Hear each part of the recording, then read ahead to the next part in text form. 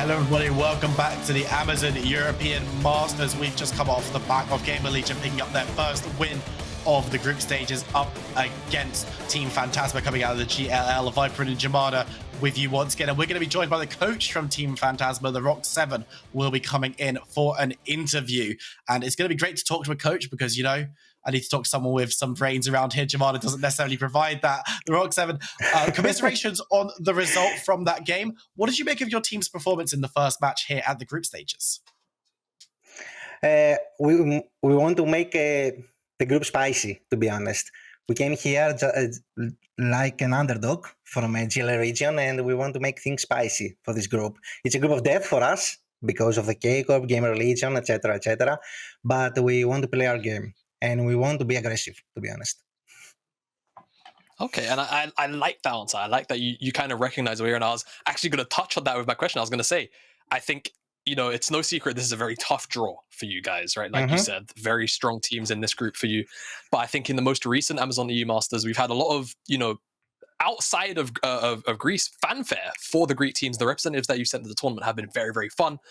Do you have any words of encouragement, not just for obviously your fans rooting for you domestically, but also maybe other fans as well outside of Greece in terms of what exciting things you can bring to this group in terms of maybe causing an upset, maybe bring some extra spiciness to the group? We have a single motto at this team. They are humans, they can bleed, they can lose. And we go forward like that. We go forward every single skirmish or game plan or macro decision. We go for it for sure. And we go for all in. Actually, we want to play the stable meta drafts like Xayah, etc., as you saw for the Xayah. But we believe we can steal 1-2 games for sure. Nice. I love to hear the confidence and the saying we're just going to go forward and anyone can lose on their day. And we see that plenty here at the Amazon European Masters. My final question for you today is if you've got that little bit of spice prepared, if you've got that little bit of extra something coming in from the Greek League, can you give us a teaser maybe of what's to come from your team? Maybe yes, maybe no. Maybe some picks like Silas or Akali or Seraphine, stuff like that. Maybe tomorrow. Who knows? Ooh. I like that. Just a little bit, you know, keeping people guessing, but giving us a couple of ideas. Well, commiserations once again on the defeat, but it was a valiant performance and good luck in the rest of the matches in your group. Thanks for having me. Goodbye, guys. See you in a bit. I love the, you know, Akali, Silas, you know, maybe the Seraphine too, who can say, but let's just remind ourselves of what happened in that last game and a couple of the key focal points that led to the victory there for Gamer Legion. Of course, Team Phantasma, for periods of the game, actually looked very, very on form. Yeah, and I feel like, honestly, kind of the mood represented by the Rhuckz 7 there. I think Team Phantasma can be kind of happy for the most part in how they performed in the earliest stages of the game. Yes, this skirmish maybe didn't go their way, but I think there may be other outside factors towards that. I think they did what they could in this particular scenario, but also just in general, you know, cross-map at that sort of 10-ish minute mark. I think it was maybe a little bit later than that, but, you know, being able to keep themselves gold relevant for such a long time. It was mostly really that Gamer Legion just came online with their team fight composition. So many strong performances individually across the board. Whether it was Sakura finding these small ultimates with, you know, high value targets inside of them, whether it was Darkar, consistent knockups and great cataclysms, or just ESCA and Jinjo just whacking out damage like it was nothing. They definitely did show their team fight prowess, and eventually once it got to that point where they'd been showing it for a while, unfortunately Team Phantasma just could not keep up. I was very, very impressed with the attitude from Gamer Legion, the idea of we've got loads of these huge, big teamfight ultimates, but we're not scared about throwing these huge ultimates into one key target when we can find them. And look at the damage, the LeBlanc and the real Mage Fortune has a hat on, doing so much work in those team fights. Of course, with that Gamer Legion win, they're going to be set up well going into the rest of the day. We've got the K-Corp matchup against X7 coming for you a little bit later, game 4 of the day, so make sure to stay tuned for that one, Group B fans. But let's roll our attention towards the third game of the day, the final game that myself and Jamada will be covering. We've got FnaticTQ going up against ESCA. But let's have a look at who's going to be representing. First of all, we've got ESCA, we've got HeSSZero, xeonerr, Mrozku, HARPOON, and marlon. And we saw these guys yesterday. Things looked decent, but they weren't able to pick up a win. Yeah, I think it was sort of around that sort of later stage mark in their game against BDSA where it's hard to say. I mean, I feel like they got maybe a little bit desperate around the Baron. You know, they were kind of in a position where they were going to lose out on Soul. But yes, looking towards this FnaticTQ lineup, Oscarinin, MAXI, Baca, Bean, and Rhuckz. Very strong and very dominant win yesterday against Bifrost, and looking to continue their run of form moving into this game now. And of course, this roster, a team with a lot of experience here at the Amazon European Masters. Technically a debut for them as a roster, but they've been coming in as a different name for quite a while. But we've got plenty of action to be looking at. Superliga versus Ultraliga, which is better? We're going to find out as we jump into Champ Select. Yeah, and we are indeed. Jace taken off the board immediately here for Oscarinin. And immediately see Mrozku's Yone Urudo. We saw this yesterday. We'll see whether or not we see these kind of targeted bans towards Mrozku, these assassins, right? Because being on red side, there you go, there's the other one, the Akali as well. Being on red side, typically, you know, it's the red side, which is kind of banning out the stronger picks, and then blue side, which typically is more targeted bans. Right now, it's sort of the opposite of that, right? Or rather, you've just got targeted bans across the board. Oscarinin loses his Gangplank, and then the Blanc also gets taken off the table for Baca. So a lot of powerful picks. The Volibear is obviously the first thing that comes to mind. The Zeri now also has to come to a conclusion whether or not FnaticTQ are willing to leave that one up, and they're not. So will xeonerr just go towards that Volibear in this game?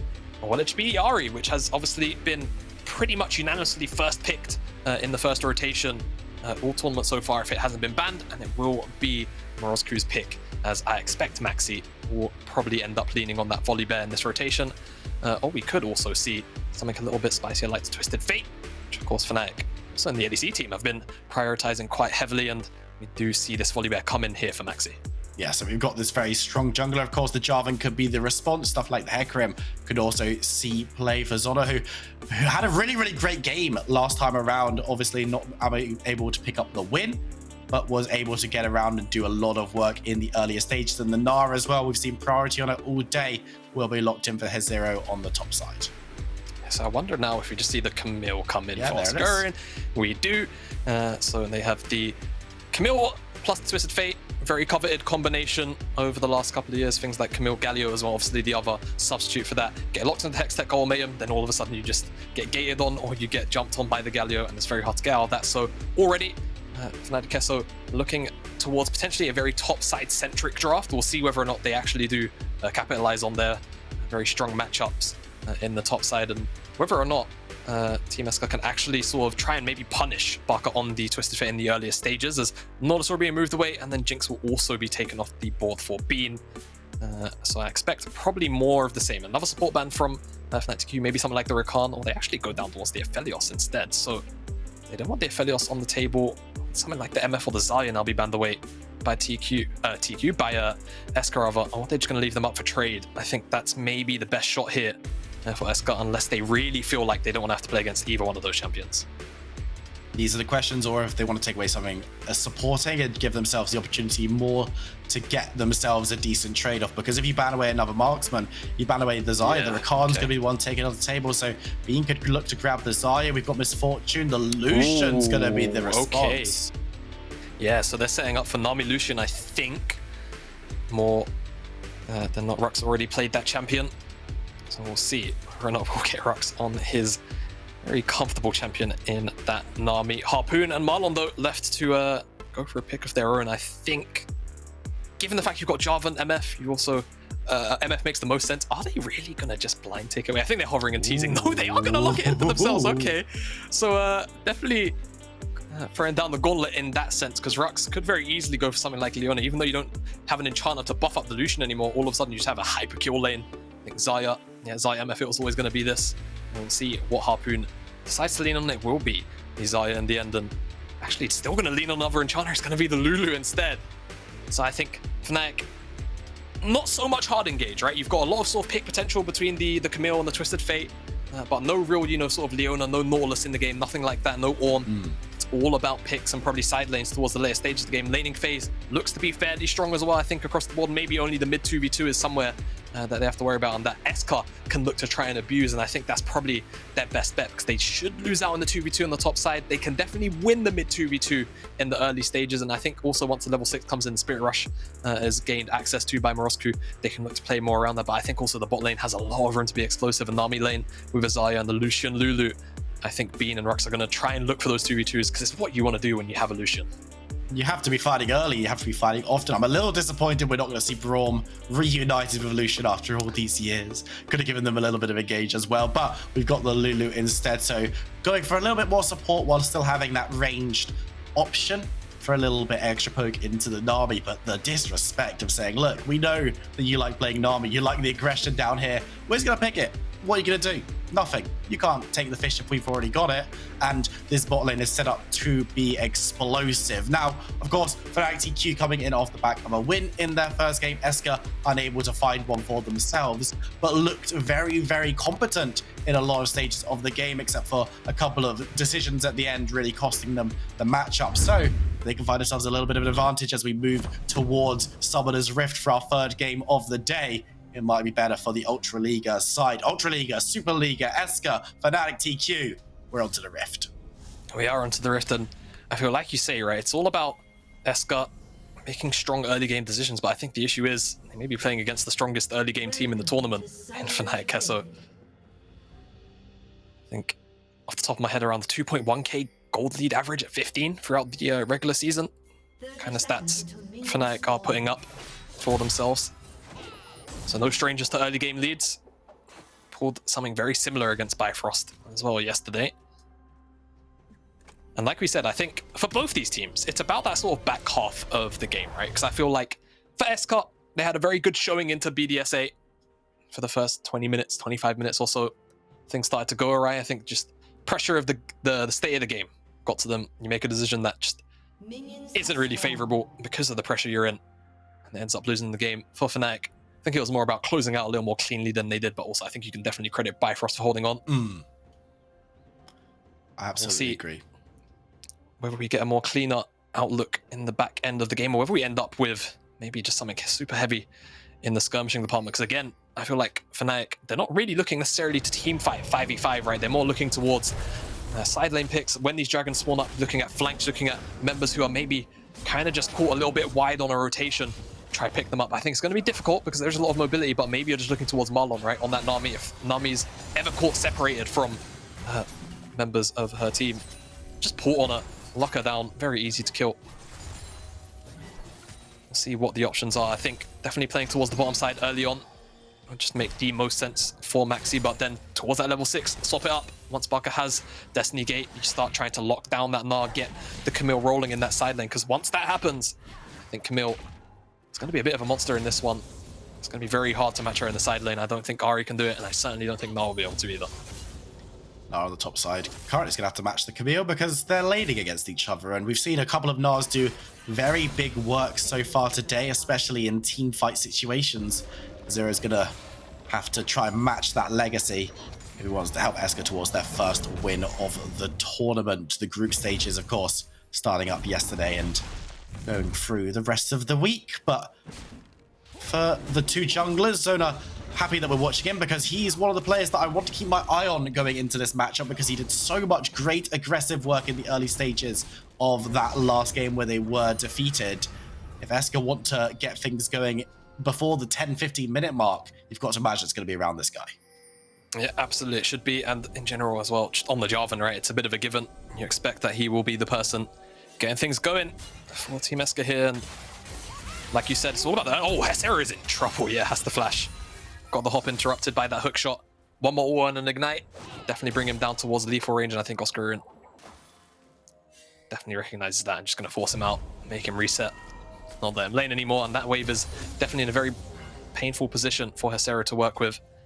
The teleport means that actually now MAXI could just run straight to top lane with Predator in his pocket and maybe just straight up murder the Gnar. I don't think there's too much counterplay to this. If MAXI wants it to happen, I think he can, because right now Xeonerr is on the bottom side of the map. I think if he just plays a little bit patiently, doesn't go into that bush, wait for Gnar to actually show his face, he's going to be in trouble. Going to get run down here. Gets found out by the red ward, and now Max is going to go there. The hop over the wall will be enough as HeSSZero manages to stay alive. Xeonerr there as well, just to give some emotional support, but that could have gone very, very badly wrong. And if you lose the teleport this early on as the Gnar, that's going to sting. But Xeonerr heading on through just to make sure that MAXI isn't going to hang around and actually try and make a play happen himself, but there is a ward in that bush. Yeah, Oscarinin actually dropped a ward down there when HeSSZero was about to face check, so it just entirely has information this is going on. MAXI, it looks like it's just going to stick around anyway. What did you catch, Will? Well, he's just swept. He hasn't found the ward that he was placed on. Spent so much time. He thinks he's unseen, but is actually going to go for the recall. And MAXI's working on full information here. They're baiting the 2v2 as HeSSZero is going to be the focus. Remember, he doesn't have flash, but they're moving towards xeonerr on the Jarvan, holding the flag and drag to try and escape, but won't be able to do so. Flashing, but it's the chow down from the Volibear. Can Oscarinin survive? One more auto would be enough from the Gnar. He's going to get excited. He's going to level up and survive. He goes for the wall, but can't find it. Double kill for MAXI. Disaster for ESCA. Oh, it's a catastrophe for ESCA. That's so unfortunate. Oscarinin just levels up at such a crucial moment, gives him the HP to survive that trade. MAXI's going to help him shove in this wave. And I mean, we kind of said, right? MAXI path towards the bottom side, maybe get something done, isn't able to find anything after that. Towards that level 6 mark really is when I was expecting maybe a little more proactivity here, but just so much action because both these junglers understand the volatility or the potential volatility in this side of this lane. MAXI paid the visit first, then xeonerr just commits so much time, and it's honestly, it's just a backstep once the flag and drag comes in because they still know Oscarinin is expecting this to come out. Backstep on the flag and drag, misses out on that knock. They turn onto xeonerr, eats all of this damage, and I think it's actually honestly good focus from Team ESCA to try and burn down Oscarinin. But what is it? Is it just a creep that dies? It's MAXI auto attacks HeSSZero. The passive kills a creep and levels up the Camille. You cannot write that. So unfortunate for the Polish side, and they lose 2 kills for it. Perfectly timed. You know, they're playing on a different level as MAXI moving in towards this bot lane. HARPOON and Marlon flashes might be needed to use. Destiny Gate comes on through, and HARPOON sleeping with the fishes. Yeah, there you go. I mean, the setup is just there, right? Baca immediately on level 6, pops that Destiny Gate, makes his way down there and helps MAXI with this gank. Now they're just going to try and turn this immediately into a dragon. The mid wave is getting crashed in, and actually Mrozku is making his way towards the top side. So now Oscarinin needs to respect the cross map here. Otherwise, he could end up falling, losing his life. And it seems like, actually still feels like he's in an isolated position. Maybe Mrozku is going for a reset, but now recognizes, will he dodge out on the charm? Tactical sweep, dodging away from the charm. Excellent play from Oscarinin to make sure that the cross map isn't going to cost him his life. We did see Dragon going down, Infernal first, Lucian will be second. But Fnatic, we know how dominant they can be. We know how disciplined they are. Off to an excellent start. They are off to an excellent start indeed, and I think if we call back to the stat line, 2,000 basically average gold lead at 15 minutes regular split stat. And right now, they're almost at that 2,000 mark, 7 minutes into the game. If the plays that they've managed to find themselves, and great stuff from Oscarinin to avoid out on that cross map as well. I think on a micro level as well, just throwing out the hook shot and then just walking backwards. It's definitely a bit of a mind game from Mrozku to try and perfectly time where to actually throw out that charm, and just loses out on the 50-50. Fnatic just doing a really good job of executing as soon as they find an opportunity to do so. Expectations were Destiny Gates towards the top side, lock down HeSSZero. The first Destiny Gate immediately goes to the bottom lane because they have an opportunity to just lock down HARPOON. Didn't actually blow any summoner spells, so maybe that can help on a potential return gank, but for now, here's FnaticTQ that are in full control. That is where they're going to want to stay, and if history is anything to go back on, they're going to be in control for large periods, because of course they struggled to lose games out in the Superliga season. Of course, they're undefeated so far in the Amazon European Masters, but only lost 3 games total in their time in the regular split and playoffs, losing a game to Baca in the playoffs there, and then dropping a couple in the regular season as well. They have been a dominant side domestically, looking to move that onto the European stage, and this performance and performance yesterday, anything to go by so far, it might be real contenders. Yeah, I think FnaticTQ record holders now domestically. I think longest win streak and also the best end of regular split score. Most dominant side in regular split history now. As they move on to this Herald, and they will pick this one up with very little contest. And it seems like just an immediate beeline towards the top side. Many on the way pings. Ignite is there, Ultimate is there from Oscarinin as well. It is Mega Gnar. He's going to be able to dive away. There's a bit of a scuffle going on bot side, but no one goes down. As excellent discipline from our observers. You could say about teams, you could say about the production, not to throw down when people look like they were posturing. But at the end of the day, there's no play happening anywhere that's going to result in a kill. Yeah, no, not right now. I want to see where MAXI wants to put the gold of this Herald into. If it was last split in the NLC, you would think definitely it goes into Bean's back pocket. And I think, honestly, in the context of this game, it wouldn't be too bad either, but my brain definitely tells me just continue to set up Oscarinin for success. Lucian's always going to be buffed up by Lulu. I think it's just the right call. We'll see what Fnatic, and more specifically MAXI, wants to do with this Herald, though, is currently on the bottom side. It does have camps spawning up towards the top side, so maybe it's just a clean path up there. Maybe it's just a clean path towards another bottom side gank with Baca, who could maybe assist if he can find some mana for himself with Destiny Gate, as Oscarinin in a pretty nasty trade here. Yeah, he's going to still take a heap of damage from the Gnar, who's able to do some damage, but Destiny Gate coming down once again. Nice Oliver coming in from MAXI, giving himself a little bit of tankiness, and the damage is there. Bean picks up the first kill of the fight as xeonerr teleporting through, might be looking towards the Volibear. Baca needs to be careful, running for the wind, throws down a blue card as MAXI gets the stun down onto the Xayah, follow through, triple Gnar ultimate into the wall. Harpoon's able to step back, but MAXI's following through, gets the ultimate, but the root, the damage from the Gnar will be enough as he falls as well. Now the Cataclysm coming on through. Fnatic might have gone a step too far as Baca cut down by Mrozku on the Ahri. Bean and Rhuckz between two towers that are not owned by them will be able to pick up one as Rhuckz to the wind is running. Xeonerr follows up. It's got a little bit more health, the blue buff versus the red buff, and they'll relieve themselves as friends. That was one heck of a fight.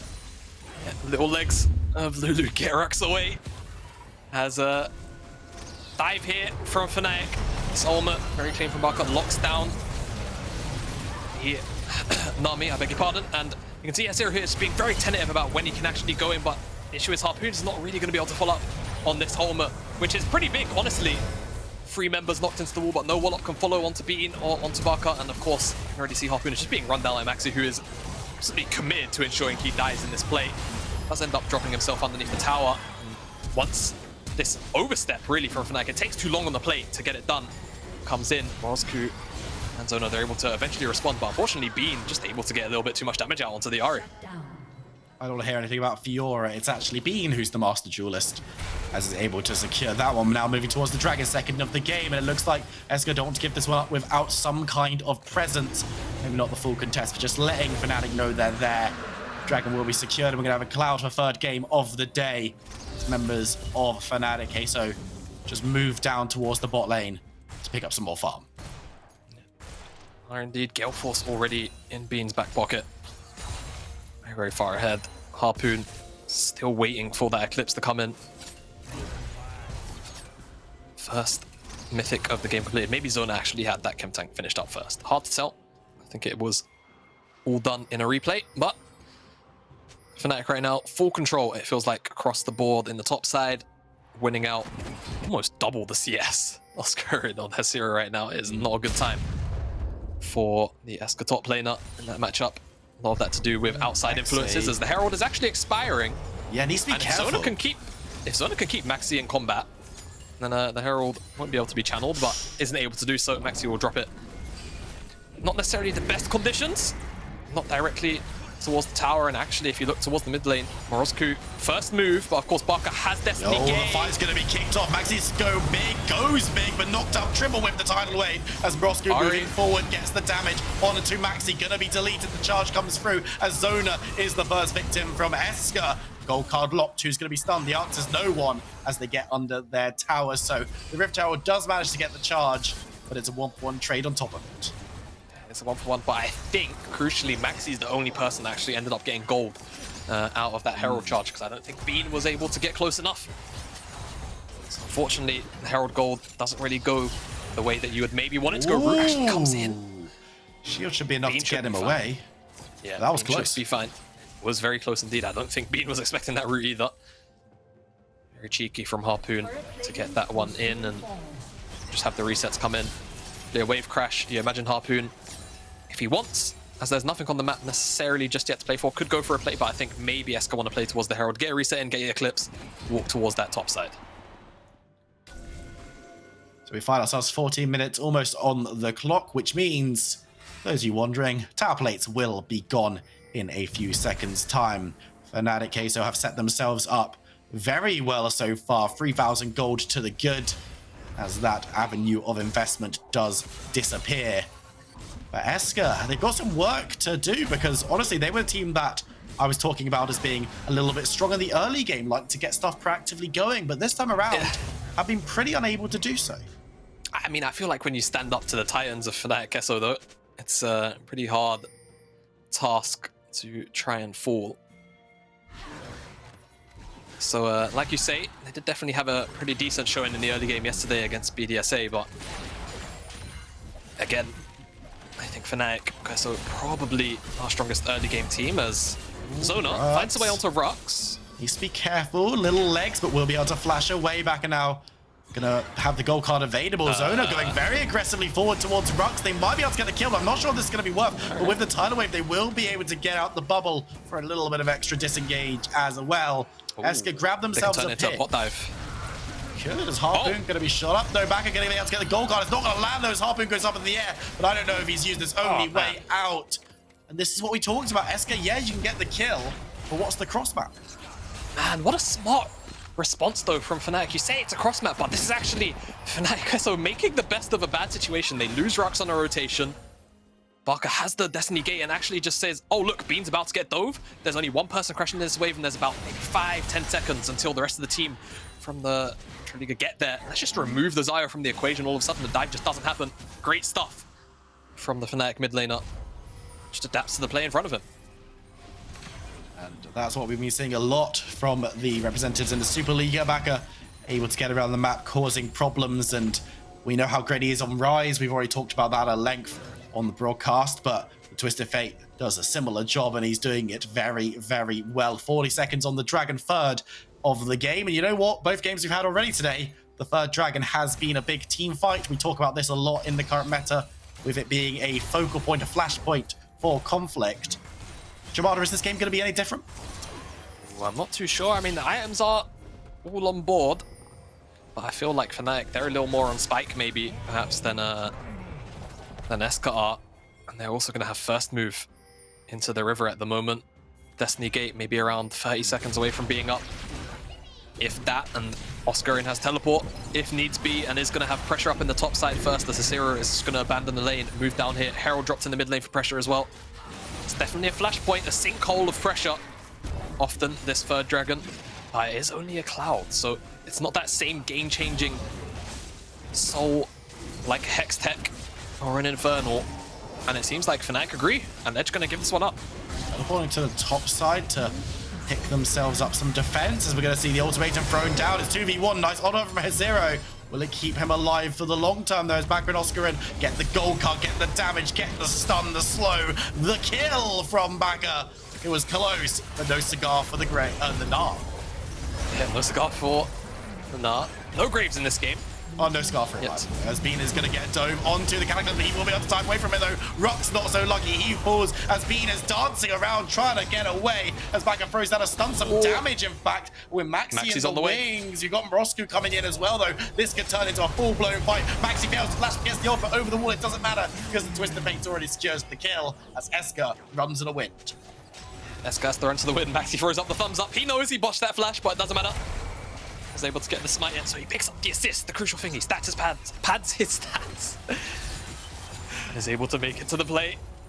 But Fnatic, top to bot, they make the play on the top side. Baca then teleports down to the bottom side to respond. Crucial in ensuring that no more members of his team fall on that dive from ESCA.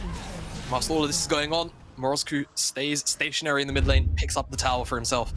We will now get the replay of this dive. Whilst the top side dive had already concluded. ESCA, they try and cross map here, and it's a great Cataclysm into the wave, and yet Rhuckz just doesn't really have much business surviving through that much burst. Bean isn't able to be followed up on because this gold card locks down HARPOON, so no more feathers maybe through the creeps to lock down the Fnatic AD carry. And MAXI, yeah, failed to flash, tries to get over the bubble. I think that's why he flashes so early, and also the charm was about to come out and connect onto him. Doesn't matter though, still has the ultimate to ensure that that Jarvan does fall on xeonerr. Is sent back to the fountain. Now it's going to be MAXI moving into the enemy jungle, behind enemy lines. Going to get rooted up and is going to be able to secure too much, dodging away from the charm as he makes his way out towards the Dragon Pit. The members of ESCA are moving forward. MAXI, though, he's a very fast bear. Not able to find anything, so smashes the ward with both hands. But we see, this is the game, a great example, as Baca actually could be in a little bit of trouble, so I have to hold that point as he gets the gold card, gets the stun, but the Flag and Drag sees him out from xeonerr. doesn't want to be getting involved with the mid laner 2 levels higher, as we're going to see Oscarinin on the bot side this time around. Gets the ultimate on to the target, gets Mrozku low, will be able to secure the kill with the help of Twisted Fate. Another goes down as FnaticTQ running rampant, looking for another. Won't be able to find HARPOON, who's just going to put a few feathers into the bear before FnaticTQ will come back towards this inner tower. The inhibitor tower's turned off by the Volibear, but won't be able to find the dive as HARPOON and Marlon a little bit too quick on the draw. But once again, it's the team from the Superliga making all the plays. Yeah, FnaticTQ are just so good at turning these situations on their head so quickly. They just rotate so quickly around the map, and I think as well, part of that, of course, in part to the tools that they have available to them, and they're just able to secure first move out of the mid lane so easily. On top of that, ESCA falling further and further behind in this game. 6,000 gold Fnatic have over their heads. And the second items are coming. The Magi is even available for Baca right now. As we'll get a replay as Oscarinin really close to the tower. Hookshot kind of hard to avoid from this distance. You can see stunned up. Eats that precision protocol, loses over half of his HP. It's almost a solo kill in all rights there by Oscarinin. And fortunately, xeonerr gives away his life trying to help his mid laner, who was always going to be dead to rights. Fnatic as well, they take down the tower. I think MAXI maybe a little bit over eager to try and make something happen, but the play itself still does get Xayah's summoner spells, so a trade that you're probably happy with, as Xayah now no summoner spells for this dragon spawn up, no summoner spells for a potential dragon takedown in the next couple of minutes as well. Fnatic, laughing trade to the bank, 2 items available to the Camille, 2 items available to Twisted Fate, 2.5 to Bean. Bean's going to be so comfortable with a back pocket Lulu. And no matter where Oscarinin goes now, right, there is no one who can match him on the side lane. And if he's always going to have Baca to assist him, which in this instance with the lane assignments won't necessarily be the easiest thing in the world. But if he's always got first move from the mid lane, it's just going to be difficult. I think ESCA, they have to do their best to try and break this formation, but Fnatic, they're so disciplined in situations like this. It's going to be difficult to actually break this apart. That was what I was going to say. The discipline is the key word here. It was what we saw from them up against Bifrost yesterday. Well, in a dominant, strong position, pretty similar to the one they're in right now. Bifrost were just on the defensive from minute 1 and were unable to hold for much longer than 30 minutes. Of course, it was the longest game that we'd had here at the Amazon European Masters so far in the group stages. We had some playing games that went far longer. I want to see how FnaticTQ decide to close this one out, if they're going to be as restrained, if they're going to be as reserved, whether we're going to see them maybe look to take a couple more risks with the advantages that they've gained. Yeah, I mean, I think they're in a position where they could definitely make a mistake or two, but you're never looking to make mistakes. They have a gold difference this large. They'll pick up this dragon. Could have been so if they contested the last one, but they opted to give it up. Did I think get the Herald charge in the mid lane for it? Finally, objective bounties will come online. And hopefully for ESCA, that does sign some kind of potential comeback if they can pick up. In particular, I think it's that bottom tier 1. That's where they'll get the gold the easiest. I think there's not many worlds where you're going to be able to pick up the mid tier 2. The top tier 2 as well is almost consistently being covered by the Camille. So try and play towards that if it's something you're considering. But again, the discipline. MAXI just gone up towards the top side to cover. All 3 members, actually, you'd expect to see on the side lane up in the top side right now. And ESCA just looking towards the Baron. They have no idea what's going on the map. No vision. And Bean was actually on a reset and now has a 3rd item himself. That rapid fire cannon, definitely a smart pickup. Just trying to stay out of range as often as possible. Get those pop shots off to start a fight. And Fnatic just in full control. There's nothing they really have to do at the moment. They can sit here, wait for Soul to spawn up. They can move up towards the top side and try and secure vision priority and then fall back into this split push formation. The choice is really theirs. It's more towards ESCA to ask the question of how do you break that formation? What can you actually do? Because your range of engage is pretty much limited to Jarvan. And it does feel like Fnatic have quite a few tools to just avoid getting picked off by the singular engage champion that the Ultra League representatives have drafted for themselves. You have to feel Fnatic have to get drawn into an unfavorable fight, but when you're 6,000, 7,000 gold up, it feels like no fight is ever going to be unfavorable. Well, that's the thing, isn't it? So when you're in a position, if Fnatic had been set a little bit further behind in the early stages, then maybe we could sit back and say, well, they're going to have to take fights on our terms, but ESCA are just not going to be dictating any terms for the foreseeable future. I was going to say this game, but it's League of Legends, it's Amazon European Masters. Anything and everything can and will happen. MAXI going to be scaring away Jarvan. I wasn't sure whether he was going to go forwards or backwards with that flag and drag, but decided against going up against the bear, which honestly a wise decision. Yeah, I'd say so myself. As Fnatic actually could look to commit here. Harpoon. Ooh, Harpoon Home taking alone. a little bit of damage. Oscarinin trying to get something going. There's a teleport coming on through as the Gnar gets into the mix, but Oscarinin getting that ultimatum down. The Galaxy following through. Fnatic needs to be a little bit careful. MAXI goes forward, has to go golden, but they're going to rip him apart. Gnar is dead. MAXI flashes away, but could soon follow. The front line has been ripped to pieces. This is what we were talking about. ESCA get the favorable fight. It's a 2-for-1. And they're going to push forward. Maybe they're going to try and go for a little bit more. Is this an overextension or is this a smart play? Bean takes a wallop. Rhuckz does the same. It's 4v3. ESCA have health bars that aren't the most peachy, but they're moving towards the Baron area. No, not again. Don't repeat yesterday's mistakes. Are they going to just try and Desperation Baron? They feel like with MAXI and Oscarinin. They've started it, but they're on vision. They're going to start it. Stun comes through. Bean moves forward, gets a whole heap of damage as Mrozku has to go golden. And ESCA are going to peel off. Fnatic not bearing down on them enough to grab themselves the follow-up. But that looked like shades of mistakes that fortunately ESCA avoid. They do avoid the same mistake as yesterday. And you can see the potential of Baca just throwing out a long-range gold card and Bean following up on it. Threat definitely there, HeSSZero. Gonna just shepherd the remaining Fnatic members out. And yeah, like we said, I mean, favorable team fights for ESCA and unfavorable ones for Fnatic. So they can happen like that, right? A little bit of an overcommit inside of a choke versus a Xayah versus a Jarvan and an Ahri. Hell, I mean, every champion on ESCA's side is a very scary champion to run into in a choke in a team fight, to be honest with you. And again, Fnatic's team composition is not really necessarily made for 5v5s, right? It's about side lane picks. It's about just running the side lane in general. Speaking of side lane, Mrozku gonna have to use the ultimate to get away from Oscarinin, but now members are coming in for support. The Cataclysm is not available now, though, so could look to use it onto the Camille if they feel like they need to. And there it is, keeping Oscarinin in the wall. No hook shot, but the ultimate is gonna be thrown through. Camille picks up one, tactical sweeps away, will fall eventually, but that's more time for the red side to turn up. The Super League burning through, pick up a second kill. It's a 2-for-1 exchange. MAXI hasn't even shown up to the fight just yet, looking for a flank angle. Nice ultimate into Bean, stunned. He goes big, but still goes down. MAXI on the back, though, looking towards members. Baca's still there. The only damage left for Fnatic as the Volibear and the Lulu will be giving a lot of support to their mid lane. A double kill for Twisted Fate, throwing cards left, right, and center as Ahri sneaks away. yeah, and you imagine they should just shift back down towards that dragon, pick up the soul, call it a day. Definitely a pretty sneaky ultimate from HeSSZero, to be honest with you, and able to lock down Bean, but it's just not enough to turn around the fight. And Fnatic, they should have themselves a Cloud Soul. And Oscarinin in a 1v4 manages to pick up a kill. I think it just speaks volumes and how strong he is on the side lane right now. Of course, Xayah is full tank Jarvan with that Zhonya's second item. We saw this yesterday, I believe. Very cool adaptation. It's something that you'd often see Volibear actually do for a little while.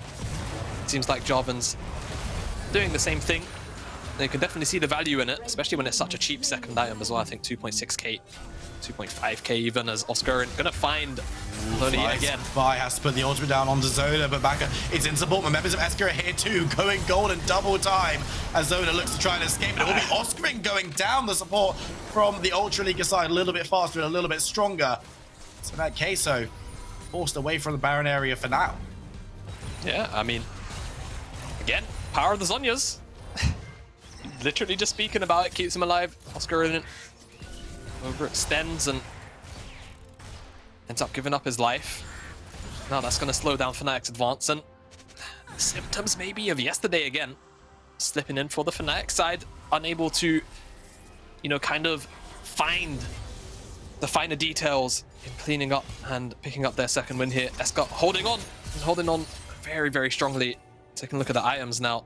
They're actually nearly a parry, despite the pretty big gold lead. There's 3 items in the mid lane, 2-2 in the top side, 2-2 in the jungle, and 3-3 in the AD carry slot. And even the supports have managed to go 2 items, which it feels like in competitive play you very rarely see.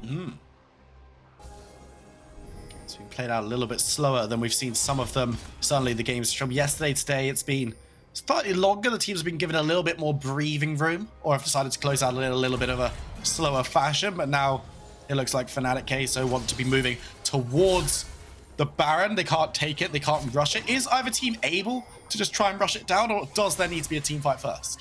Nah, I feel like a team fight is more likely options. Destiny Gate gets pulled. Or being putting the damage down. Harpoon goes up in the air, flashing away the root. The Cataclysm cutting off the fight. There's a wall as Oscarinin goes big, but then goes down. Members of FnaticTQ need to run for the hills. The charm blocked by a minion will stop any follow-up.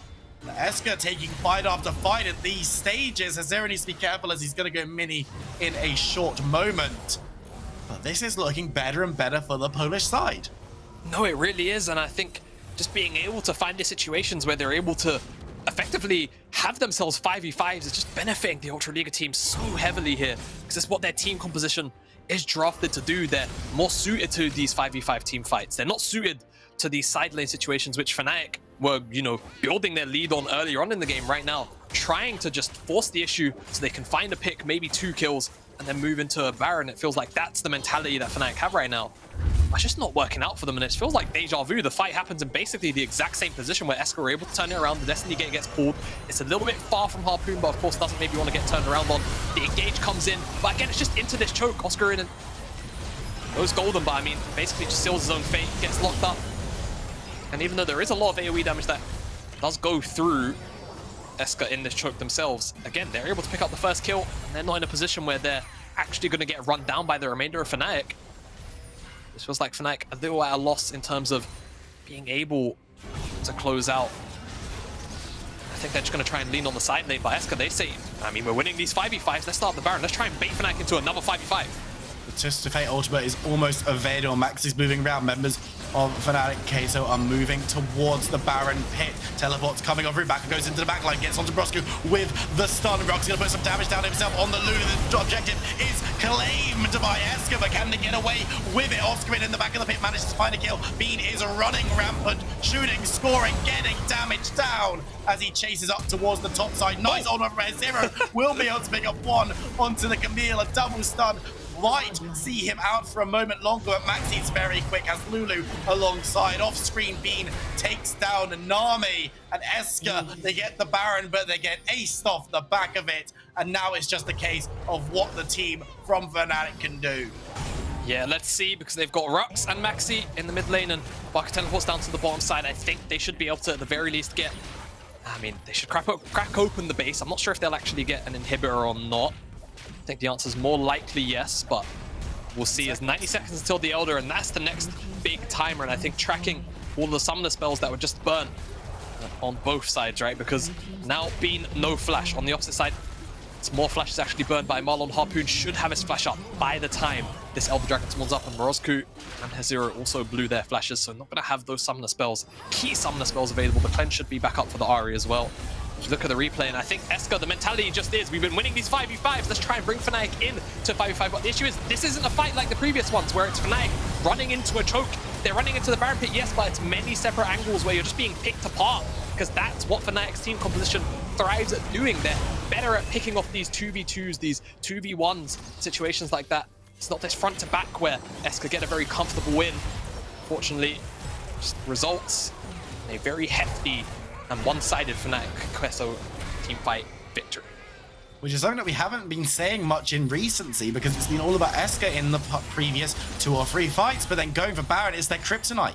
Apparently, they're just unable to make it stick. Game 1 yesterday, reason what they lost it, or one of the reasons why they went so far behind. Game 2, they get it, but they get aced. And I mean, now it's a case of playing around this Elder Dragon, with these fights being fought so closely. Having that execute will be massive for either team if they can secure it. HeSSZero needs to be careful though. Camille is going to dive on top. Oscarinin keeping the pressure. Baca's actually moving into the base now. Gets the stun going golden. The stasis from Gnar will be able to ult to buy himself a little bit of time. There's another stun. Follow through. He's going to resurrect. He's got that GA. But what can Fnatic do here? They're trying to get as much damage down as possible. The fight is happening off screen as well. Mrozku's managed to sneak out of it back towards his base. One inhibitor tower, one Nexus tower, sorry, will fall as members of both sides collapse towards the bot side, forcing Oscarinin and Baca away. But the rest of the Fnatic roster turning up looking potentially to try and end this one out. Dragon's not on their minds. It's all about picking themselves up the victory. The minion wave small, but MAXI is huge. Diving in, turning off the tower, looking towards Mrozku, turning attention towards the Nami though, as Harpoon has to go golden, but it might be because it's flashing away, getting more feathers, getting more damage as MAXI goes big, might be in trouble, stun and kill. It's the shutdown for Harpoon as Fnatic chased away. Yeah, Fnatic got chased away a little bit undisciplined there. They're just going too far forward. They can smell their second victory, but they're just not able to do it. Mrozku, Harpoon, they hold on for their life. Oscarinin gonna pick up this red buff. Oh, if they go too close, gold card! Stun. Baca goes low though. Oscarinin is just playing with his food. The tidal wave goes up, but they both get cut down. Elder. That's disastrous. Elder's on the rift as Mrozku moving forward, trying to keep Rhuckz at bay, looking for the execution charm for the double. And ESCA might be able to pick themselves up the objective. Oh, not like this for that, so they're gonna lose the Herald. ESCA, they're gonna pick this one up. They capitalize on a very heavy overextension, and I mean, just really well played by Mrozku and Harpoon in general to keep themselves alive, dive after dive. And now they have the Elder for 2.5 minutes. What are they gonna get done with it? Because this Baron is gonna be up for maybe 20 seconds or so. Is this gonna be more about delaying the game? We'll have to see. They can force a 5v5 with Elder, given how they've been playing out so far. Definitely see them winning, and I mean, Fnatic, it's definitely a little bit audacious to make this play happen with a gold card over the wall.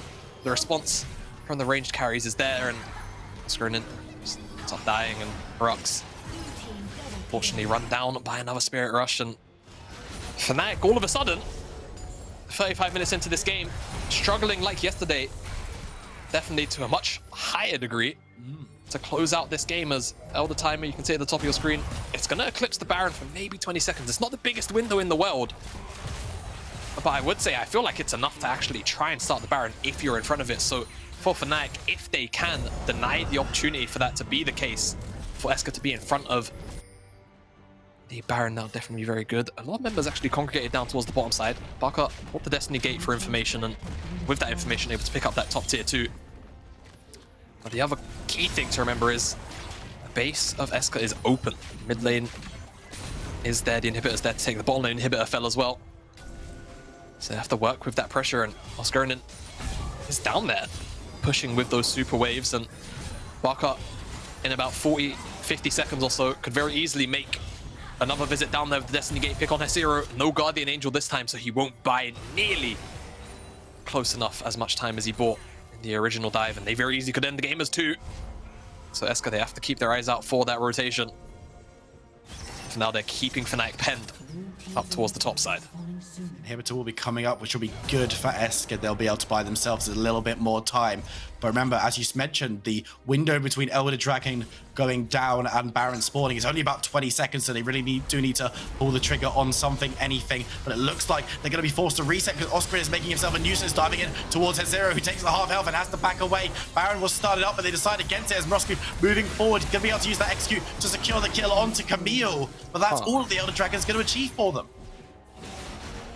That's a curious decision for me. Maybe they're just worried about getting collapsed on, but I mean, you've got the Elder for another 20 seconds. Like you say, all they'll get is the Camille. It does still leave them in a 5v4 situation where they can probably very easily pressure Fnatic off the objective. They're going to start it, but again, the Elder buff is so powerful to have. Now Fnatic... Yeah, I mean, okay, they're just trying to run it through bot. Oh, they're going for the... They're going to leave MAXI to 50-50 it. Yeah. Okay, MAXI, what can you have for us? Teleports are actually coming through. The backs are there. Can MAXI dive in? He goes into the pit. He doesn't manage to steal it away. It's secured by the Xayah. The Baron Power recalls will do some work as members of ESCA get back towards their base. Will they be there defending? They will defend their Nexus tower as being Rhuckz and Baca running away. MAXI dies for his sins as HeSSZero moving forward gets the slow, but takes a whole heap of damage from being well more than 3/4 of his health bar. Nice charm from Mrozku, able to pick up the Lulu, not the priority target, but a good one nonetheless. Baron this time secured on 5 members of ESCA. What can they achieve? What can they achieve? And that continues to be the question. They're going to pick up this tower in the mid lane. They're going to continue shoving with Harpoon And oh no, a base race? HeSSZero's gone back, Marlon's gone back. I don't know if this is a good idea, and it looks like Fnatic are going to try and force through. There's only one next town. Remember, the inhibitor has fallen. Meanwhile, in the base, Oscarinin is the one on the defensive, but Zone and Mrozku, HARPOON, all trying to get there. The inhibitor is down. They've got themselves the Baron. They're trying to get in for the game, but there's only one Nexus out. Who's going to be able to do it? Oscarinin defends with his life. He's got J, but will go low. There's still one tower standing in the other base. This is going to be on a knife's edge, but I think with the Baron, who can defend? MAXI's there to defend. Can ESCA do it? They're fighting with every inch that they have, and they do it! ESCA with the first real upset of these Amazon European Masters take down Fnatic Queso. The fourth loss Fnatic have experienced this split. Whew. And what a game it was. Oh my word. We said ESCA were cursed with Baron. Baron blessed them. He said, okay, I'll give you one. I'll give you one time that you can make this work. And they ran with it straight up the mid lane and secured themselves a huge victory in this group. Yeah, no, I mean, that's massive for them, right? Being able to, you know, say, okay, we have the head-to-head moving into the second round robin against who is the expected first place in this group is absolutely massive. That can, you know, effectively kind of give you not only a advantage, but also potentially, you know, force situations like tiebreakers for first, etc., etc. Massive win for ESCA. And I mean, I have to say, even though the early game was very shaky, it's hard to stand up to Fnatic Queso in that regard. Being able to hold on, and Fnatic definitely making some curious mid-game decisions in terms of how they wanted to take team fights did aid them in this victory. But again, the tenacity to hold on in a game state which was, by all rights, doomed for them is definitely very applaudable. I mean, one of the things that was just so scary is that we were looking at this Fnatic Queso roster as one of the big challenges for the title, and to go down to ESCA blows everything wide open. We're jumping to a short break. When we come back, we're going to be talking about X7 Carmine Corp. Don't go anywhere. We'll see you in a few minutes.